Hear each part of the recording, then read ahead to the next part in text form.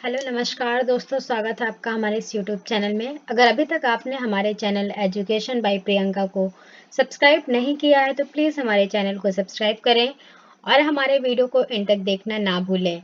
आज की इस वीडियो में हम पढ़ेंगे राज्यसभा से संबंधित प्रश्न का पार्ट 1, जिसमें हम राज्यसभा के सभी प्रश्नों को कवर अप करेंगे जो कि उससे रिलेटेड होंगे।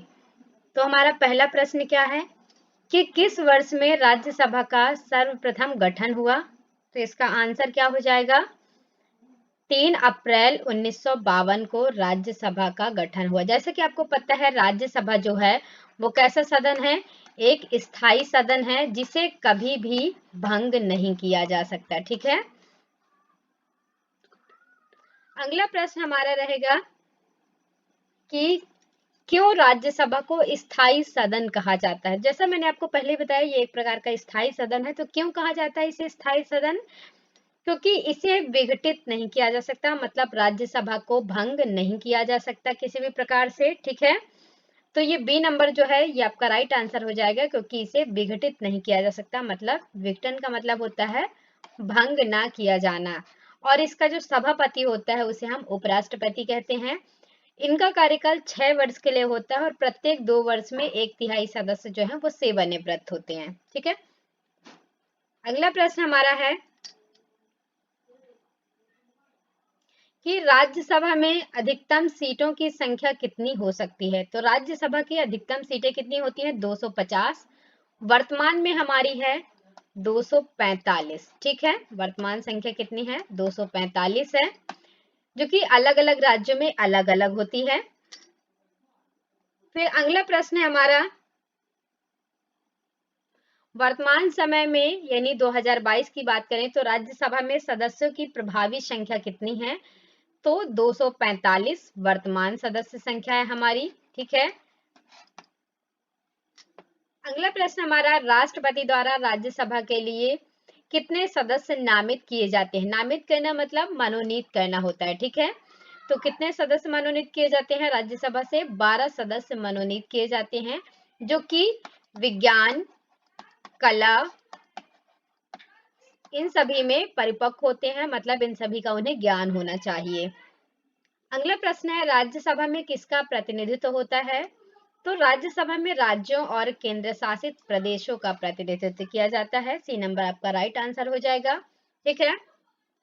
अगला प्रश्न हमारा, जिन केंद्र शासित क्षेत्रों की विधानसभा नहीं होती है उनके प्रतिनिधियों का चुनाव किस प्रकार से करते हैं? तो विशेष चुनाव मंडल द्वारा, यानी एक विशेष प्रक्रिया के द्वारा इनका चुनाव किया जाता है। ठीक है। विशेष प्रक्रिया द्वारा चुनाव किया जाता है।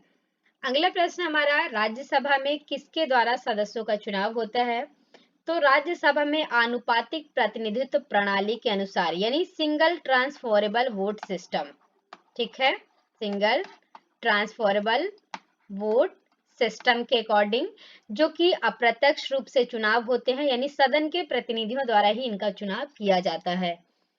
अगला प्रश्न हमारा, राज्यसभा के प्रत्येक प्रतिनिधियों का चुनाव कौन करता है? तो विधानसभा के निर्वाचित सदस्य करते हैं। ए नंबर राइट आंसर हो जाएगा। ठीक है। अगला प्रश्न हमारा, राज्यसभा में राज्यों का प्रतिनिधित्व किस बात पर निर्भर करता है? तो राज्यों की जनसंख्या पर इनका प्रतिनिधित्व निर्भर करता है, यानी प्रत्येक जनसंख्या के अकॉर्डिंग प्रत्येक एक प्रतिनिधि चुना जाता है। अगला प्रश्न है, राज्यसभा में किस राज्य के प्रतिनिधियों की संख्या सबसे अधिक है? तो उत्तर प्रदेश, जो कि आपको पता है जनसंख्या के मामले में सबसे आगे है ना? जनसंख्या सबसे ज्यादा है यहाँ की, इसलिए सबसे अधिक प्रतिनिधियों का चयन किया जाता है। अगला प्रश्न है, राज्यसभा में उत्तर प्रदेश के कितने सदस्य चुने जाते हैं? तो 31 सदस्य उत्तर प्रदेश से चुने जाते हैं राज्यसभा के लिए, जो कि सबसे अधिक संख्या होती है इनकी। अगला प्रश्न हमारा, निम्न में से किन राज्यों में राज्यसभा में समान प्रतिनिधित्व मिला है? तो आंसर क्या हो जाएगा? आंध्र प्रदेश और मध्य प्रदेश, बिहार और पश्चिम बंगाल, उड़ीसा और राजस्थान। मतलब इसका आंसर क्या हो जाएगा? ये सभी आपका राइट आंसर हो जाएगा, मतलब डी नंबर राइट होगा। ठीक है। अगला प्रश्न हमारा, निम्न में से किन केंद्र शासित प्रदेशों के प्रतिनिधित्व राज्यसभा में है? तो दिल्ली और पौंडीचेरी इनका प्रतिनिधित्व जो है वो राज्यसभा में शामिल है। अगला प्रश्न हमारा, निम्न में से किन राज्यों में राज्यसभा में समान प्रतिनिधित्व प्राप्त है? तो मध्य प्रदेश और गुजरात को समान प्रतिनिधित्व प्राप्त है और दोनों ही राज्यों से समान प्रतिनिधि चुनकर जाते हैं राज्यसभा में। अगला प्रश्न है, राज्यसभा में बिहार की कितनी सीटें हैं? तो बिहार की 16 सीटें हैं राज्यसभा में। ठीक है, ना तो बहुत कम है ये सीटें, ना ही बहुत ज्यादा हैं। अगला प्रश्न है, राज्यसभा में चुनाव हेतु किसी व्यक्ति की उम्र कम से कम कितनी होनी चाहिए? तो कम से कम राज्यसभा के लिए 30 वर्ष आयु होनी चाहिए, ना तो इससे अधिक हो ना इससे कम हो। ठीक है, और सबसे बड़ी योग्यता कि वह राज्यसभा का सदस्य चुने जाने की योग्यता रखता है। ठीक है, ऐसे व्यक्ति को राज्यसभा का सदस्य बनाया जाता है। तो कम से कम 30 वर्ष आयु होनी चाहिए। अगला प्रश्न है, राज्यसभा में सदस्यों का कार्यकाल कितने वर्ष का होता है? तो 6 वर्ष का कार्यकाल होता है इनका, और प्रत्येक 2 वर्ष में 1/3 सदस्य जो हैं, 1/3 सदस्य सेवानिवृत्त होते हैं। ठीक है,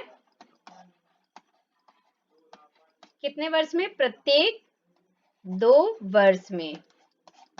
ठीक है, ये आपका राइट आंसर हो जाएगा। 6 वर्ष का कार्यकाल होता है, और इसके बीच चाहें तो यह त्याग पत्र अपना समय से पूर्व भी दे सकते हैं। अगला प्रश्न है, क्या राज्यसभा में सभी सदस्यों का चुनाव एक साथ होता है? तो इसका आंसर हो जाएगा नहीं, सभी का चुनाव अलग अलग होता है। जैसे राज्यसभा का जो सभापति होता है उसका चुनाव अलग तरीके से होता है, और अन्य सदस्यों का चुनाव जो है वो विधानसभा के सदस्यों द्वारा होता है। अगला प्रश्न है, क्या राष्ट्रपति लोकसभा के समान राज्यसभा को भी भंग कर सकता है? तो नहीं भंग कर सकता। क्यों? क्योंकि राज्यसभा जो है, राज्यसभा एक स्थायी सदन है जिसे कभी भी भंग नहीं किया जा सकता। ठीक है, ये आपका राइट आंसर हो जाएगा, बी नंबर। अगला प्रश्न है, लोकसभा और राज्यसभा में गण पूर्ति संख्या कितनी है? तो इसका आंसर क्या हो जाएगा? कुल सदस्य संख्या का 1/10वां भाग। ठीक है, इसकी कोरम संख्या होती है। अगला प्रश्न है, राज्यसभा में गण पूर्ति के लिए कितनी निर्धारित संख्या है? तो 25 निर्धारित संख्या है। ठीक है, कम से कम 25 सदस्य होने चाहिए। अगला प्रश्न हमारा, निम्न में से किसको राज्यसभा को भंग करने का अधिकार है? तो राज्यसभा को कौन भंग कर सकता है? क्योंकि राज्यसभा स्थायी सदन है तो इनमें से कोई भी इसे भंग नहीं कर सकता, ना तो राष्ट्रपति, ना तो उपराष्ट्रपति, ना प्रधानमंत्री। तो इनमें से कोई भी भंग नहीं कर सकता, क्योंकि ये स्थायी सदन होता है, कभी भी ना भंग किए जाने वाला। ठीक है, तो राज्यसभा भंग नहीं की जाती। अगला प्रश्न हमारा, राज्यसभा का सभापति यानी चेयरमैन या चेयरपर्सन कौन होता है? तो आंसर क्या हो जाएगा? उपराष्ट्रपति, जो कि वर्तमान में कौन हमारे? जगदीप धनखड़ हमारे वर्तमान उपराष्ट्रपति हैं। और आयु कम से कम इसकी कितनी होनी चाहिए? 30 वर्ष उपराष्ट्रपति की आयु होनी चाहिए। अगर राष्ट्रपति का पद रिक्त हो जाता है तो उपराष्ट्रपति राष्ट्रपति के पद पर कार्य करता है। ठीक है, अगले प्रश्न हमारा, किस सदन में अध्यक्ष उस सदन का सदस्य नहीं होता है? तो राज्यसभा का जो अध्यक्ष है वो राज्यसभा का सदस्य नहीं कहलाता है। ठीक है, अगला प्रश्न हमारा, राज्यसभा के सभापति यानी चेयरमैन का चुनाव कौन करता है? अब राज्यसभा का सभापति मतलब उपराष्ट्रपति की हम बात कर रहे हैं, तो राज्यसभा और लोकसभा के सभी सदस्य मिलकर उपराष्ट्रपति का चुनाव करते हैं, यानी सभापति का चुनाव करते हैं।